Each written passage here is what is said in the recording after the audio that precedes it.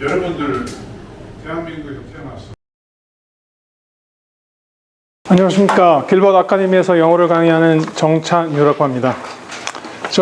오늘 제가 맡은 지문은 고2, 고3의 영어 지문입니다. 그래서 저는 고2, 고3 학생, 2등급 이상의 학생을 타겟으로 잡고 강의를 시작하도록 하겠습니다. 그 첫 번째 질문, 1번 질문은 슬로푸드 무브먼트인데요. 이 슬로푸드 운동이라는 것이 무엇인지를 갖다가 설명해주는 지문입니다. 그래서 이 슬로푸드 운동이라는 것은 지역 문화 유산을 갖다가 보존해주고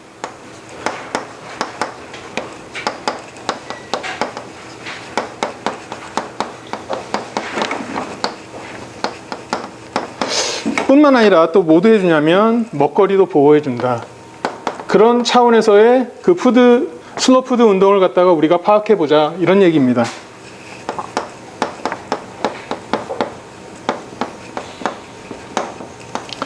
그럼 지문으로 한번 들어가 보도록 하겠습니다. 이 지문은요, 대조 사례 비교를 통해서 그런 레토릭을 통해서 주제문을 갖다가 파악해 주는 것이고요. 그 대조 사례라는 것을 여기 1번의 벗을 보시면 그 대조 사례가 앞뒤가 대조 사례라는 걸 알 수가 있습니다. 그 대조 사례 첫 번째에 나오는 것들은 과거에 마리 앙뚜아네트의 그 불행했던 그 언급이 있지 않습니까?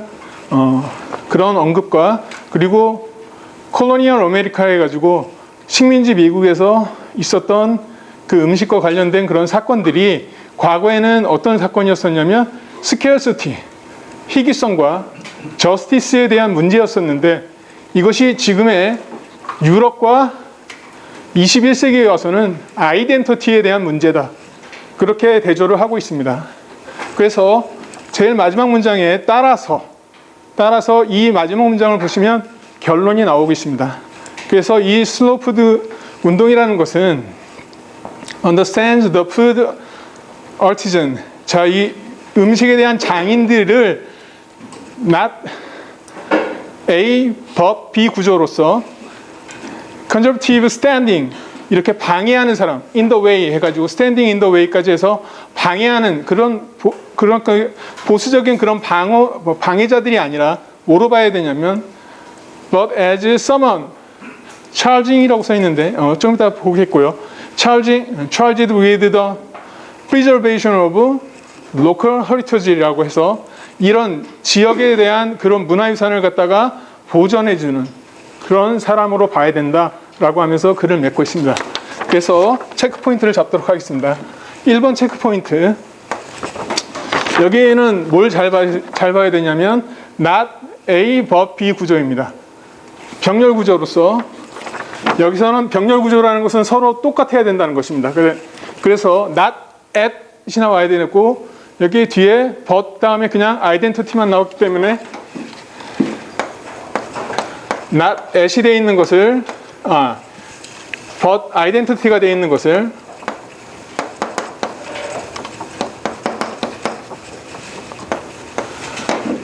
but at identity로 바꾸겠습니다. 두 번째, 맨 마지막 문장에서 여기서도 이제 not A but B 구조이고 이것도 병렬 구조로 일단 보시고 여기 뭐를 비교했냐면 여기 standing이 방해하는 사람입니다. 그래서 여기에 someone이 나왔고 똑같은 구조인데 여기에 someone을 갖다 꾸며주는 이 charging에 문제가 있습니다. 그래서 charging은 누구누구에게 무엇을 맡기다 이런 표현이 돼야 되기 위해서 누구누구에게가 여기 someone 주어 자리에 왔기 때문에 수동의 구조가 돼야 됩니다. 그래서 charging을 charged로 바꾸겠습니다.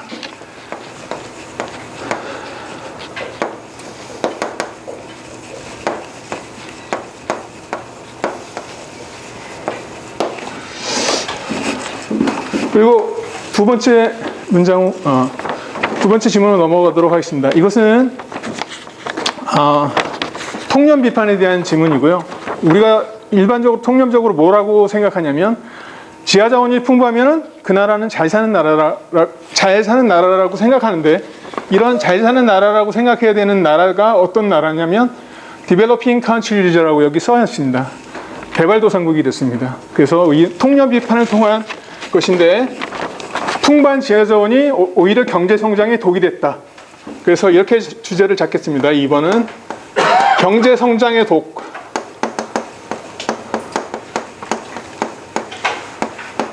풍부한 지하자원.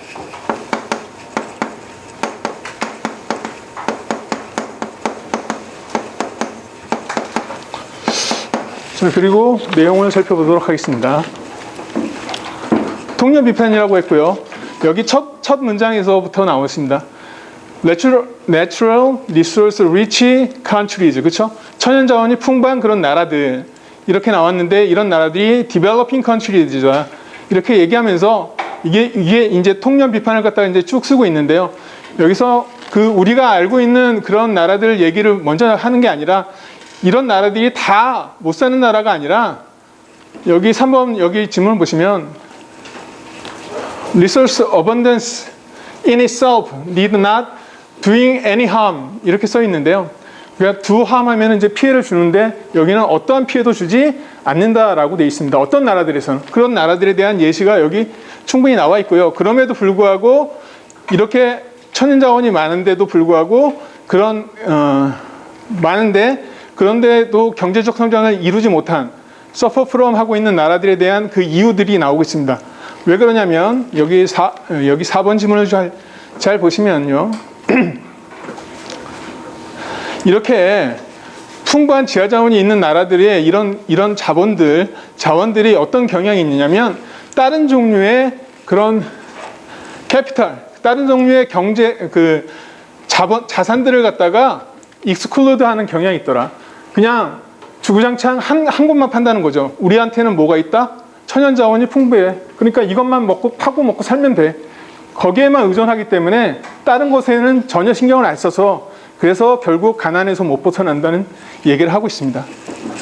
그래서 체크 포인트를 잡아보도록 하겠습니다. 3번을 보시면 일견 보기에는 올바른 것 같은데 여러분들이 이 do 동사를 갖다가 잘 보시면 이게 삼형식입니다. 그래서 do good 하면 이익이 되다, do harm 하면 피해가 되다. 우리말로 번역하면 이게 삼형식으로 안 보입니다. 거기에 대한 출제자의 의도가 보이고요. 그래서 이것은 능동의 구조입니다. 그래서 능동의 구조 플러스 do 플러스 삼형식 목적으로 갔는데 왜 여기 이것이 문제냐면 need 다음에 ing가 오는 구조이기 때문에 그렇습니다. need ing 구조는 무엇이냐? 수동의 구조입니다. 근데 능동의 구조가 왔기 때문에 여기 ing를 쓸 수가 없습니다. 그래서 3번은 이 doing을 능동의 구조로 잡아야 되기 때문에 do로 바꾸겠습니다. 네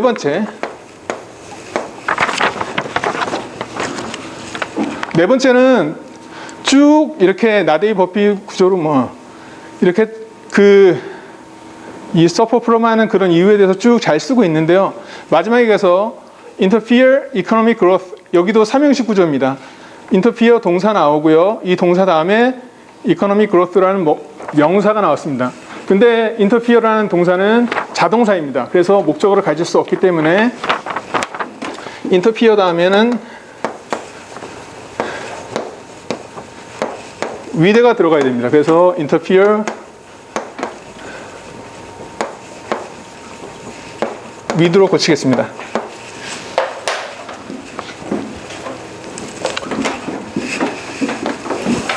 다음과 같은 내용으로 3분 동안의 시간을 잡고 해석 강의를 시작하도록 하겠습니다.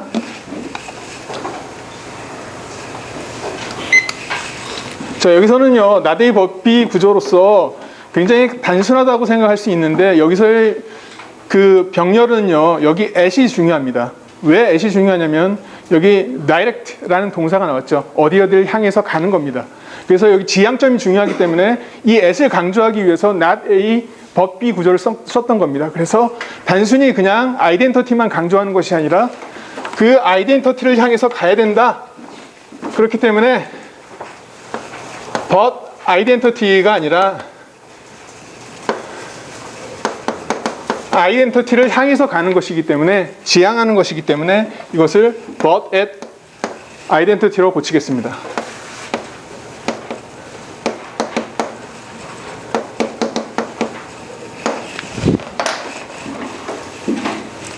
두 번째, 아까도 설명을 해드렸는데요. 이 charge라는 동사는 누구누구에게 무엇무엇을 맡기다입니다. 그래서 charge somebody with something 이렇게 나와야 됩니다. 그래서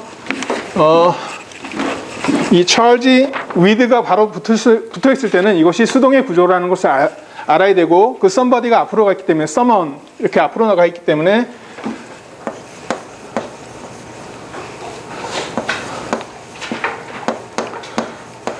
charging을 이것을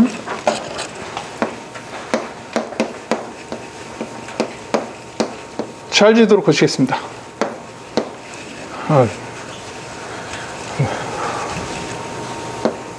죄송합니다.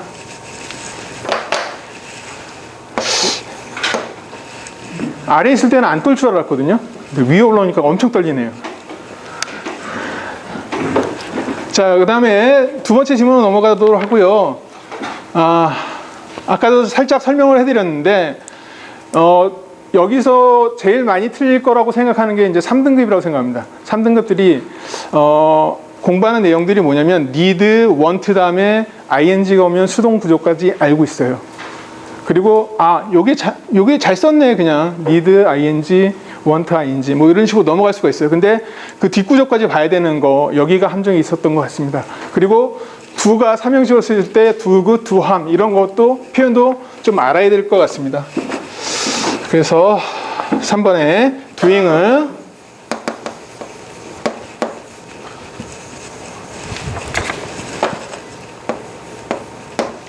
do로 고치겠습니다. 네, 번호가 다 빠져 있네.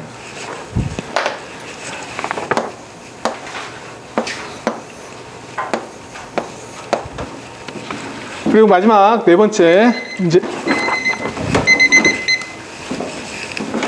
간단하게 설명하겠습니다. 인터피어는 죄송합니다. 인터피어는 대표적인 자동사입니다. 그래서 이것은 목적어를 가질 수 없기 때문에 인터피어 with로 고치도록 하겠습니다.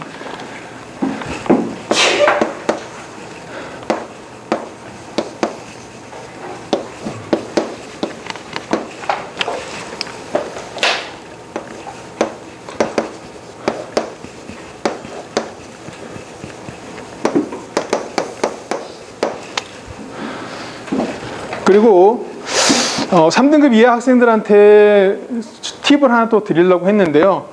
저 혼자 많이 생각을 하다가 그렇게 보면 안 되겠다, 그런 함정에 빠지면 안 되겠다는 생각을 들어서 팁을 하나 드리는데, 3등급 이하 학생들 need, want 이거 아까 말씀을 드렸고요. 거기에 대한 얘기를 하는 것이 아니라 준동사의 부정은 준동사 앞에다 not을 쓴다, 부정어를 쓴다, 이런 얘기를 하는데, 그것의 의미를 갖다가 한번 되새겨보는 걸 한번 우리가 생각해 봐야 될 것 같아서 준동사의 부정 문제를 갖다 한번 들고 나와 봤습니다. 그래서 need, not이 나왔는데요. 여기 need, not에서 이 need가 조동사입니다. 본동사가 아니라 조동사입니다. 아까 need, ing, want, ing는 이 need가 본동사로 쓰였을 때 그렇게 수동의 의미를 갖는 것이고요. 여기서는 조동사이고, 이것을 어떻게 조동사인지를 아냐면 이 not의 위치 때문에 알 수 있습니다. not은 앞을 부정 못하고 반드시 뒤만 부정합니다. 그래서 이 need를 갖다 부정하기 위해서, 즉 본동사로 놓기 위해서는 not 뒤에 와야 됩니다. 근데 이것이 not 앞에 왔기 때문에 이것이 조동사라는 것을 확인할 수가 있습니다. 네. 그래서 not의 의미역까지 좀 알아뒀으면 좋겠다. 준동사의 부정은 준동사 앞에다 not을 쓴다, 이렇게만 암기하지 마시고 그것이 담고 있는 의미도 알아야 되겠다. 네. 그래서 출제율과 그 다음에 난이도를 설정하도록 할게요. 자, 첫 번째,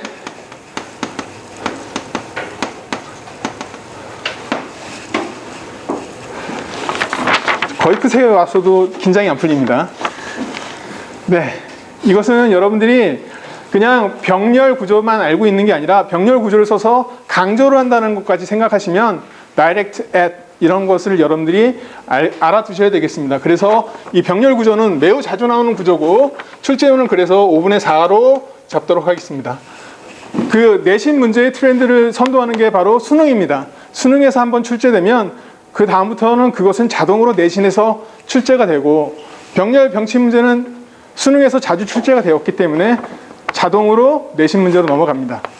자, 그리고 난이도는 저것의 병렬하는 구조를 그냥 명사만 보고 이렇게 쉽게 넘어갈 수가 있습니다. 그래서 3등급 이하 학생들한테는 좀 오답률이 높을 것 같습니다. 그래서 난이도는